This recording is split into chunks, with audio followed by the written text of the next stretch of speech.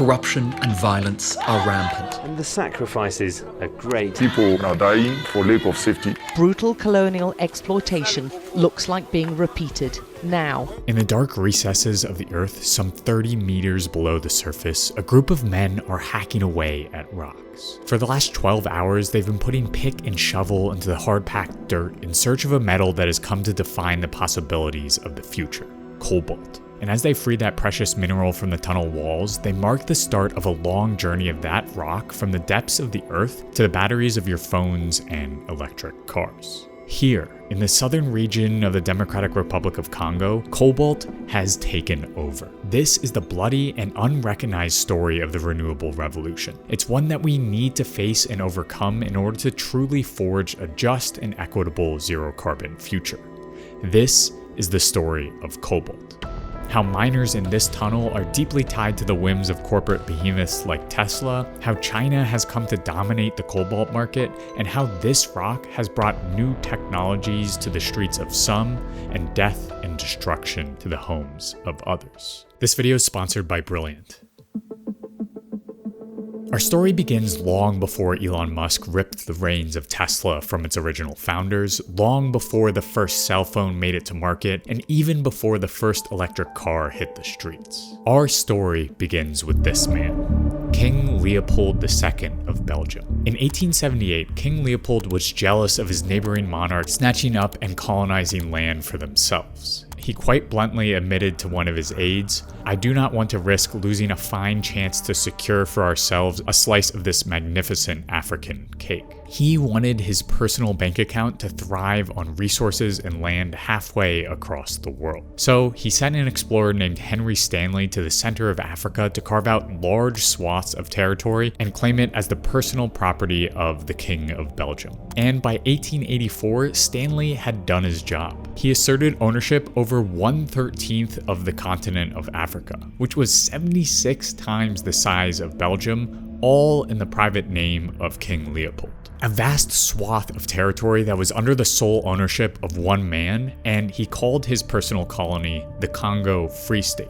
But as we'll soon see, the Congo Free State was far from free. After Leopold obtained formal recognition for his colony from other European land-grabbing countries, he went to work violently exploiting the people and land of the Congo Basin. From 1885 to 1908, King Leopold II oversaw one of the most gruesome colonial extraction regimes in history. Thirsty for the ivory and later on the rubber that filled the Congo Free State, Leopold personally financed his own private mercenary army called the Force Publique to enforce rubber and ivory harvest quotas and crack down on the frequent uprisings from people struggling under his violent rule. Killings, beatings, and mutilations were common. Those indigenous to the Congo Basin were made to extract rubber to pad the pocketbook of King Leopold. Rubber, which was in high demand because of the explosion of motorcar production at the turn of the century. And if the people of the Congo refused to or didn't manage to reach their quota, they faced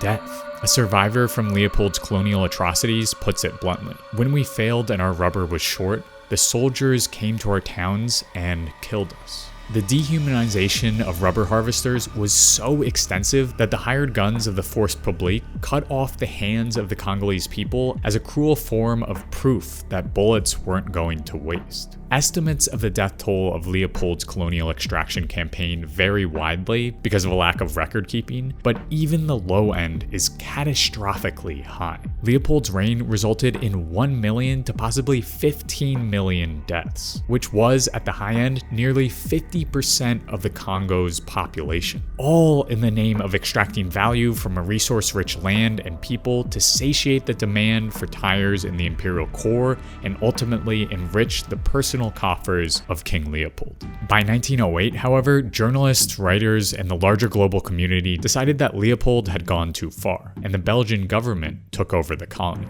Many naively thought this would be the end of white European colonial terror in the Congo, but like any other capitalist venture, it just rebranded and continued on exploiting resources and people. As we will soon see, the end of King Leopold's reign was not the end of imperialism in the Congo Basin, but instead just the beginning. the consequences of which are catastrophic for this country's people and natural world. But before we understand the long history of imperialism in the Congo, let's first turn back to the present, to the cobalt mines of the Democratic Republic of Congo, or DRC for short, which look eerily similar to the rubber plantations under King Leopold.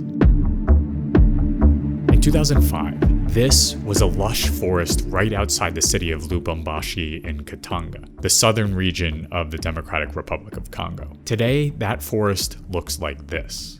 The DRC is blessed with an abundance of natural resources. Rivers, lush forests, and vast deposits of gold, copper, and diamonds run through its landscape. But those resources have also been a curse, and that is especially the case with cobalt. The demand for cobalt has tripled over the last decade and is expected to double again by 2030. Initially, this thirst for cobalt was driven by smartphones and electronic devices that used lithium-ion batteries for a longer charge life, of which a few grams of cobalt is an essential ingredient. But now the electric car has exploded onto the global scene together with battery storage for renewables, both of which have an insatiable appetite for cobalt.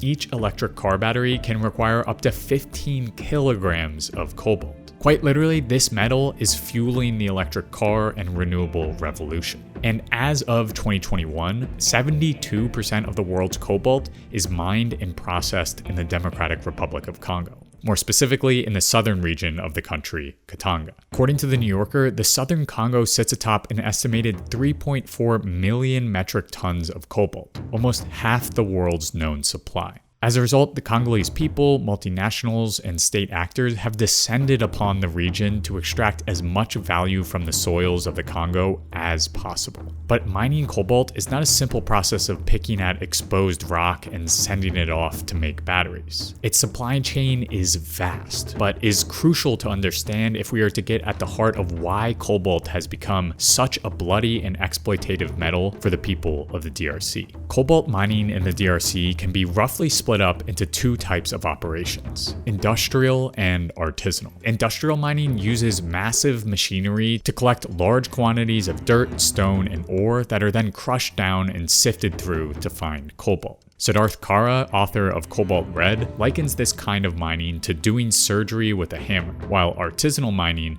is like doing it with a scalpel. Indeed, Kara notes that artisanal mining, which is just a euphemism for mining by hand, can yield up to 10 to 15 times a higher grade of cobalt per ton than industrial mining can. And there is a lot of artisanal mining pulling cobalt out of the ground in the DRC. Estimates claim that 1/5 of all cobalt mined in the southern Congo comes from artisanal miners. And it's within these artisanal mines that we will find the hellish conditions fueling the electric car boom. Just a brief look at how cobalt makes it from soil to processing factories reveals how hard it is to actually discern where cobalt is coming from. So here's a quick look at how the artisanal mining supply chain works in the DRC. First, miners rip rocks called heterogenite out of the ground in open pit mines or in tunnels. Next, those rocks, which are a mix of cobalt, uranium, copper, and other elements, are picked through and washed on site, often by women and children, and placed in raffia sacks. Then those sacks of heterogenite are either sold off-site directly to depots, which are often owned by industrial mining companies, or on-site to middlemen called negotiants, who then cart the raffia sacks to depots in town. Finally, at the depots, the heterogenite is inspected and given a grade for the purity of the cobalt it contains, which determines the price. Then that whole sack of mined cobalt is either mixed with the ores coming in from industrial mines or sent to a processing facility where everything is mixed together and the cobalt is finally shipped out of the country towards battery production factories across the world. This is the hand-mined cobalt supply chain. And at each and every stop, the people of the Democratic Republic of Congo are robbed of value and forced into conditions of hyper-exploitation. Conditions that have gruesome parallels to that of the country under King Leopold II. But before we shed light on the blood and sweat that taints the cobalt fueling the surge of electric car production, we need to understand the history of imperialism that has shattered the Democratic Republic of Congo since King Leopold II. Because without the violent regimes of the imperial core, conditions in the DRC would not be as bad as they are right now. After the Belgian government wrestled control of the Congo Free State away from King Leopold's hands in 1908, they didn't dissolve the violent forced labor practices common under the king, nor did they hand back the land to the people that called it home for centuries. Instead, Belgium did what every colonial capitalist did. They rebranded their colony to the Belgian Congo and continued forcing the Congolese people to harvest rubber under the threat of violence. Except this time, profits funded the Belgian government and not the personal bank account of King Leopold. But the value of rubber quickly crashed in the first decade of the 1900s, and Belgium scrambled to find some other way to extract profit out of the colony and its people. And to the dismay of its people, the answer lay in the mineral-rich region of Katanga. As Siddharth Kara writes, beginning in 1911, the Belgian mining company UMHK used forced labor to compel the local population to mine copper and other minerals from Katanga. Throughout the first half of the 20th century, Belgium forcibly conscripted local Katangans into copper and uranium mines to fuel the machines of so-called progress and war in the imperial core. By 1960, the UMHK produced roughly 10% of the world's copper, and the very uranium in the bombs that killed over 200,000 people in Hiroshima and Nagasaki was stripped from mines in Katanga.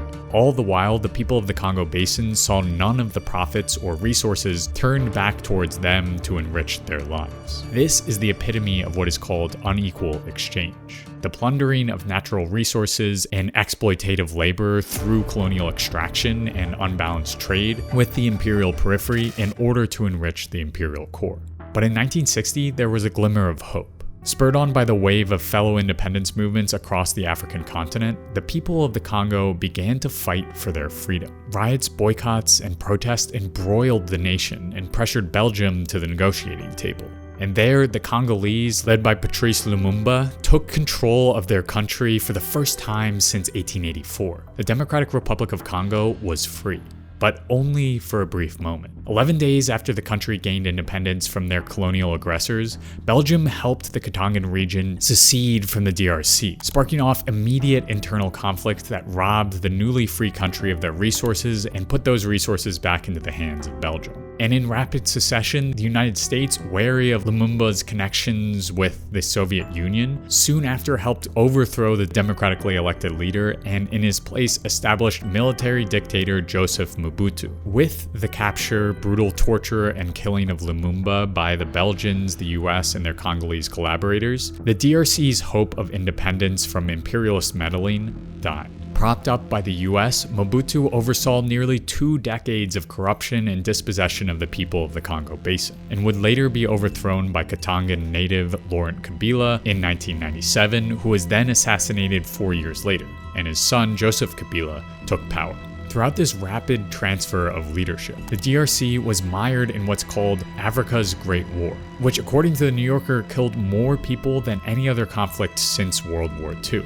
And to pay for those conflicts, both of the Kabilas sold off mining rights to foreign interests. It is with Joseph Kabila that we see the origins of the modern cobalt mining industry, with all of its corruption, terror, and imperialist extraction, begin to take shape. In 2002, Kabila opened up mining contracts to foreign investors, divvying up lucrative lands to outside companies and governments, and in 2007 he signed the Psycho Mines deal, a $6 billion trade in which China would pay for roads, hospitals, rail lines, schools, and projects to expand electricity, all in exchange for access to 10 million tons of copper and more than 600,000 tons of cobalt. Since this deal, Chinese companies have descended on the mining regions of southern DRC. Indeed, the riches of the Congo are no longer flowing to Belgium or the United States. They are flowing through the battery factories of China and onwards to the phones of Apple and the cars of Tesla. State-backed Chinese companies like Huayou and China Molybdenum have been buying up mining rights from Belgian and US interests, and Chinese companies are now estimated to own roughly 80% of the DRC's cobalt mines, all in exchange for roads, schools, and infrastructure that is only slowly coming online. China is engaging in imperialism.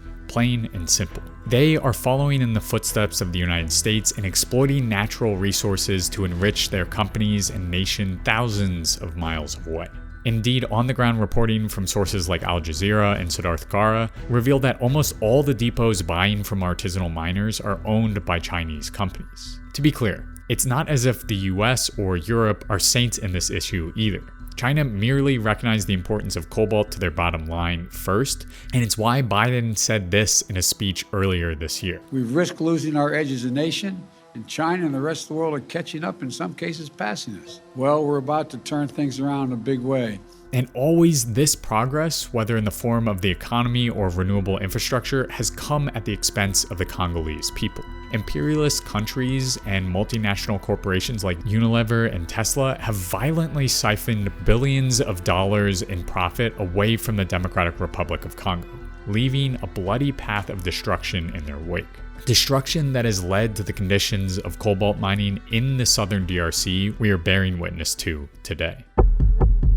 Fly south down to the bottom of the Democratic Republic of Congo, and you'll find the city of Kolwezi, a city bustling with people and a city swallowed by cobalt mines. It is here, alongside a host of other urban centers and towns peppered throughout the Katongan region of the DRC, where the dark reality of the electric car revolution lies. In the mines of Kolwezi, death is everywhere.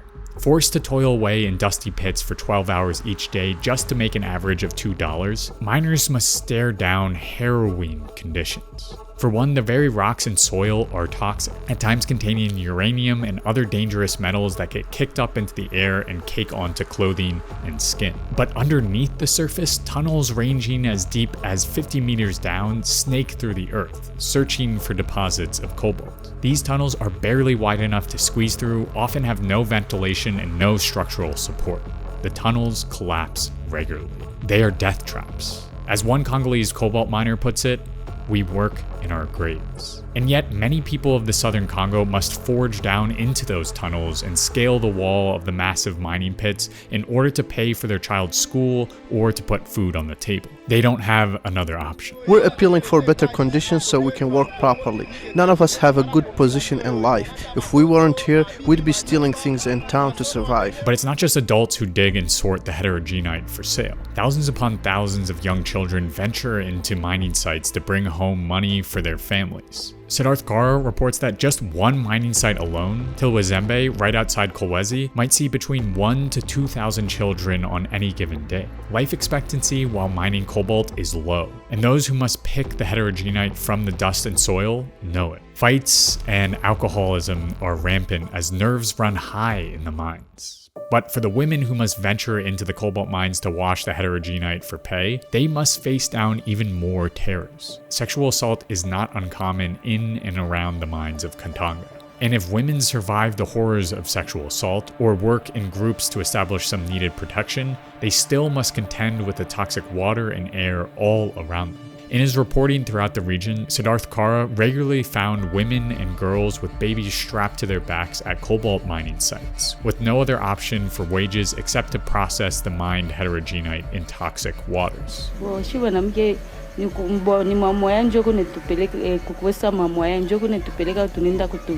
study in The Lancet found that pregnant women in the Katongan copper belt had metal concentrations that are among the highest ever reported. But threats also lay outside the mine, as industrial employees and guards sometimes crack down on illegal miners, often when they don't receive their bribe money or if miners try to sell to a different depot. A video last year emerged on social media documenting the brutal beating of a Congolese man by armed guards as Chinese mining managers looked on dispassionately. While a former child miner named Ziki recounts being caught illegally in an industrial mining site. They threw us to the ground, they sprayed us with water, and they began to whip us. We began to cry and ask for mercy. Leopold's rubber plantations have just been replaced with cobalt mines. And even after all of this toil and risk, artisanal miners are robbed of the value of what they've extracted. As one miner explains, are they taking us for fools or slaves? When we take our minerals to the Chinese, they cheat us on the quality and the weight. How can we, as Congolese, benefit from this way of working? So despite creating vast riches for the companies at the end of the supply chain, artisanal miners are forced to work under some of the most brutal conditions in the world for an extreme fraction of what cobalt is worth. But are the Teslas and the Apples of the world, who use this blood-soaked cobalt in their batteries, doing anything to prevent this hell on earth? At the end of Cobalt's long journey from bedrock to the hands of consumers in the imperial core lie massive multinational corporations. These companies, like Tesla, Apple, and Google, all turn that measly pay for Congolese cobalt into tablets, phones, and electric cars that cost thousands or even hundreds of thousands of dollars. These companies are extracting vast sums of money via the gruesome exploitation of the Congolese people. But Tesla and Apple claim they are doing something about the atrocities unfolding in the DRC. Tesla is a member of the Fair Cobalt Alliance, which, according to the NGO's website, seeks to help strengthen and professionalize the DRC's artisanal cobalt mining sector and contribute to local economic development at large. And yet, the Fair Cobalt Alliance seems noticeably absent on the ground in Katanga. The so-called model mines in the DRC, which are supposed to demonstrate more ethical mining practices, are racked with corruption and unsafe conditions. One such mine in Mutoshi, run by Chimaf Resources, does furnish every registered miner with hard hats and work gear, and forbids pregnant women and alcohol within the site. But that's about the only difference between Chemaf's site and the other cobalt mines strewed across the southern DRC. And this is a mine that people are proud of. This is a cooperative where they say there aren't human rights abuses, but still the conditions are backbreaking. Indeed, according to the reporting by Siddharth Kara, the mine pays way less for heterogenite on site than depots outside the mine, but doesn't let miners sell what they've mined to those depots. In addition, tunneling crews in the mine supposedly have access to 20 air ventilators to circulate air inside the tunnels, but 20 is certainly not enough for the hundreds of tunnels within the site.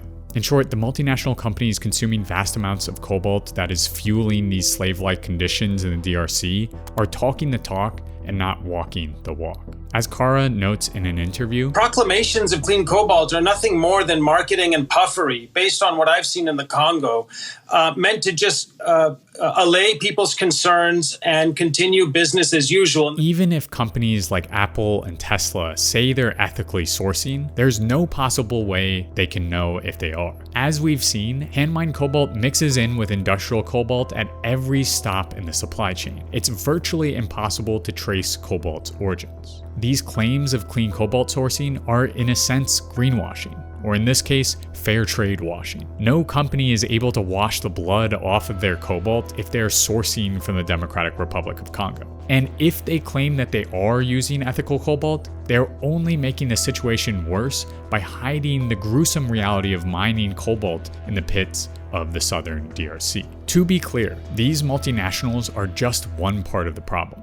The long history of colonial plunder, government corruption, and consistent imperialist intervention has ripped the foundation from underneath the people of the DRC. So to end this system of terror and extraction, we'll need a whole lot more than a press release or one ethical corporation.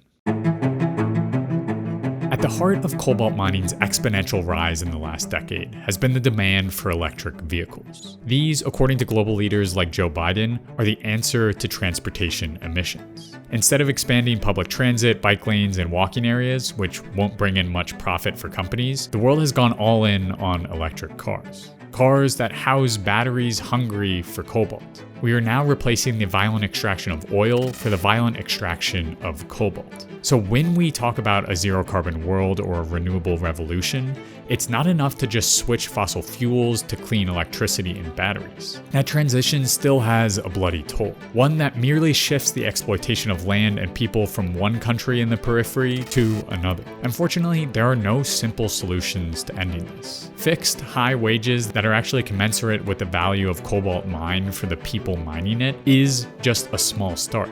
But even that requires a massive overhaul of the whole cobalt economy.